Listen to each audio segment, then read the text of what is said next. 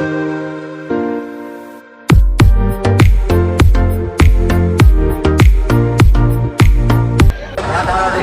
আছোঁ পাঠশালাত ৪৪ সংখ্যক পাঠশালা ৰাস মহোৎসৱ চলি আছে। কাইলৈ শেষ হ'ব। ইয়াত এখন বিশেষ বিপণী মই উপস্থিত আছোঁ। ইয়াত বিভিন্ন ধৰণৰ পিঠা দেখিবলৈ পোৱা গৈছে। এই দোকানখনত, এই বিপণীখনত যথেষ্ট গ্ৰাহকৰ মই ভিৰ দেখিবলৈ পাই সোমালোঁ। আহকচোন আমি এই বিপণীৰ স্বত্বাধিকাৰীৰ সৈতে কথা পাতোঁ। দাদা, আপোনাৰ নাম কি আৰু আপোনাৰ ঘৰ ক'ত? মোৰ ঘৰ বেলনাত। মোৰ নাম শ্ৰী অতুল ৰয়।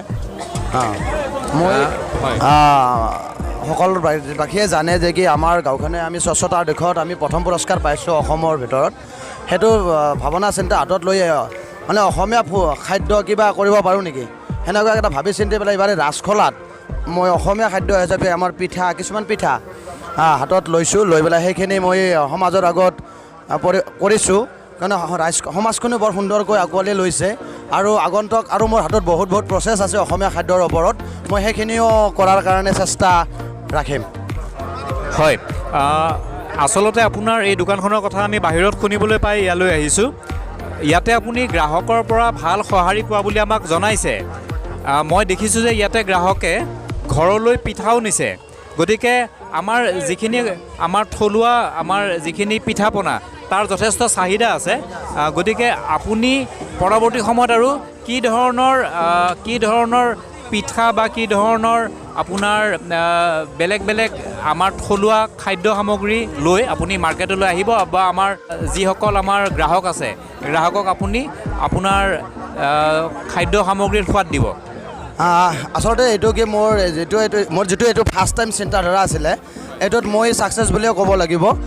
মই ইয়াৰ পিছত ভাবিছোঁ যে কি মই এটা মানে কি নেট বিজনেছ এখন কৰিব বিচাৰোঁ, য'ত মানুহবিলাকে মোক অৰ্ডাৰ দিব পাৰিব মোবাইল যোগে। তাত যদি কোনোবা ধৰণৰ থলুৱা খাদ্য, যিকোনো থলুৱা খাদ্য যদি বিচাৰে, যেনেকৈ হওক, খাৰেই হওক, পাৰ মাংসই হওক, হাঁহৰ মাংসই হওক বা পিঠা পনা হওক, পেকেটিং খাদ্য যদি কিছুমান বিচাৰে, মই সেইটো যোগান ধৰিবলৈ চেষ্টা চলাম নিশ্চয়। আপুনি জনাব নেকি, আজিকালিতো এই ধৰণৰ পিঠা দেখিবলৈ পোৱা নাযায়, এই পিঠাবিধৰ নাম কি? এইটো পিঠা আমাৰ পাতে বন্ধা পিঠা বুলি কয়। আচলতে কলপাতে, কিছুমানে কলপিঠা বুলি কয়। আচলতে এইটো কলপিঠা নহয়, আচলতে এইটো চাউলৰ গুড়িৰে বনায়, কিন্তু কলপাতেদি বন্ধোৱাৰ কাৰণে কলপিঠা বুলি কয়। কিন্তু এইটো কলপিঠাটো পাতে বন্ধা পিঠাহে হয় এইটো।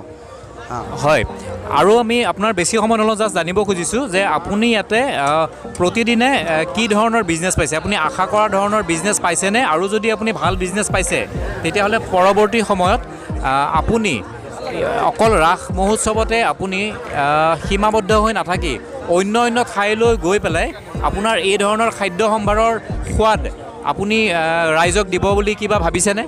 আচলতে কি হয়, এইটো ব্যৱসায়টো বেলেগ কথা। কি পাইছোঁ কি পোৱা নাই শেষত বাৰু আমি এইটো পাই আছোঁ, কিন্তু হিচাপ হোৱা নাই কিমান পাইছোঁ কিমান জনাই। কিন্তু এইটো কথাত মই এইটোৱে ক'ব বিচাৰিছোঁ, মই যিখিনি ৰাইজৰ পৰা সঁহাৰি পাইছোঁ বেচা কিনাৰ ক্ষেত্ৰত, সেইখিনি ক্ষেত্ৰত মই এটা গৌৰৱ অনুভৱ কৰিছোঁ যে অসমীয়া মানুহ এতিয়াও অসমত জিন্দা আছে। অসমীয়া মানুহ অসমত আছে, কিন্তু আৰু নিজৰ যিখিনি খাদ্য সেইখিনি আমাৰ পিঠা পনা সেইখিনি আঁকোৱালি লৈছে, সেইখিনি খাদ্য আঁকোৱালি লৈছে। হয়তো আৰু ইয়াতকৈ যে বিশেষ কৰোঁ সেইখিনিও ল'ব বুলি মোৰ আত্মবিশ্বাস আছে। হয়, ধন্যবাদ দাদা। আপোনাৰ এই ব্যৱসায় সুন্দৰ ধৰণে আগবাঢ়ি যাওক, আমি তাৰে কামনা কৰিছোঁ। আপোনাৰ আমি বেছি সময় নলওঁ, পৰৱৰ্তী সময়ত আমি আপোনাৰ ওচৰলৈ পুনৰ আহিম। ধন্যবাদ।